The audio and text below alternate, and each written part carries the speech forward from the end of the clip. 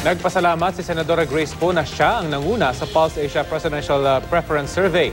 Ang naungusan niyang si Vice Presidente Jejomar Binay, hindi naman daw nababahala sa pagbaba ng kanyang rating at ranking. Balitang hatid ni Mariz Umali.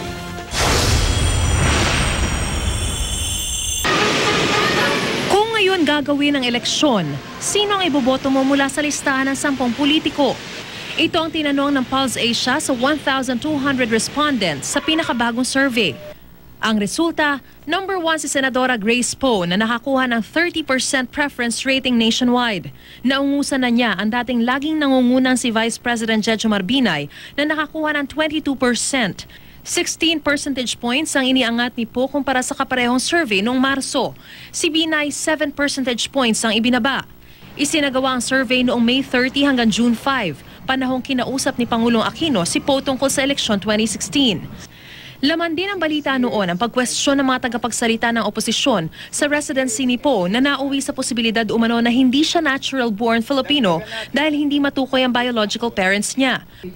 Noong panahong yun din lumabas ang desisyon ng Court of Appeals na nag-freeze sa bank accounts umano ni Binay. Pumangatlo sa survey si Davao City Mayor Rodrigo Duterte, tabla sa pang-apat sina DILG Secretary Mar Rojas at Manila Mayor Joseph Estrada, na pareho nakakuha ng 10 percentage points. Sumunod sa listahan sina Senadora Miriam Defensor Santiago, Senador Alan Peter Cayetano at dating Senador Ping Lacson. Nagpasalamat si Poe sa publiko dahil sa resulta ng survey. Pakikinggan daw niya ang tinig ng taong bayan habang pinag-iisipan kung tatakbo.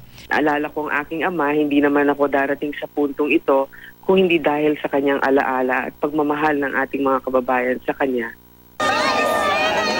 Si Binay hindi raw nababahala. Yung core group ko, nandun yun. Hindi nawawala yun. Ano po yung core group? Meron ako laging core group na 31%, especially coming from the rural areas. Si Rojas, pang-apat man sa ranking, natutuwang tumaas daw ng 150% ang kaniyang puntos. Si Estrada bumaba ng 2 percentage points pero natutuwa pa rin daw sa resulta ng survey. Dati nang sinabi ni Estrada na mas gusto niyang tumakbo muling mayor ng Maynila. Nang tanungin ng media kung ano ang gagawin niya sakaling umakyat siya sa presidential survey, tila hindi pa sarado ang pinto ni Erap. Erap lang po. Sir, dapat niyo sinabi yung Erap lang po. Yan, yun ang didinig ko lang.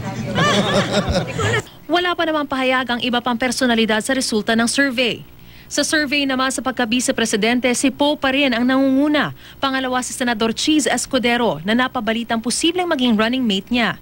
Sumunod sina Cayetano, Duterte, Senador Bongbong Marcos, Lacson, Senador Antonio Trillanes IV at Camarines Sur Representative Leni Robredo. Ayon sa isang political analyst, mahalagang survey ngayong Hunyo, 4 na buwan bago ang filing ng Certificate of Candidacy. Between now and October, ibig sabihin yan, yung mga lumalakas na kandidato ay mas madaling mag-source ng pondo, mas madaling kumha ng pondo, mas iimbitahan sa mga events sa buong Pilipinas. Gayunpaman sabi ni De Vera, dahil Mayo pa ang eleksyon, hindi raw masasabing ganito rin ang magiging resulta. Mariz Umali, GMA News.